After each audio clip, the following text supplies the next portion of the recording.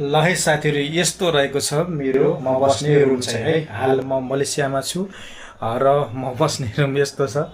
पुरै हेर्नुहोस् साथीहरू है, पुरै अन्धधुन्ध नै छ। अब यहाँ मैले चाहिँ यस्तोसरी राखेको छु। अब हेर्नुहोस्, यहाँ मैले विशेष गरी यो मेरो पछाडि नेपालको झन्डा पनि छ है। यो चाहिँ मेरो देशको राष्ट्रिय झन्डा भएको कारणले गर्दाखेरि यो म नेपाली भएको नाताले चाहिँ यो झन्डा राखेको छु। अब विदेशमा चाहिँ यस्तो हुन्छ है, हेर्नुहोस्, माथि एउटा बेड हुन्छ अनि तल अर्को बेड हुन्छ। यसलाई डबल बेड भन्छ है, डबल बेड भन्छ यसलाई।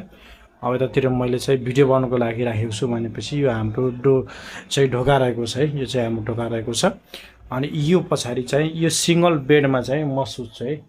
यो सिङ्गल बेड चाहिँ म सुत्छु। आज मैले सामानहरू, मेरो क्यामेराहरू, जति पनि सबै चिजहरू मैले निकालेको कारणले गर्दाखेरि तपाईँलाई हेर्दाखेरि चाहिँ नमजा लाग्छ होला, यत्र तत्र भएको जस्तो लाग्छ होला साथीहरू है। ल यही हो, अब बसाइ यही तरिकाले हुन्छ है। के गर्ने, यस्तै छ।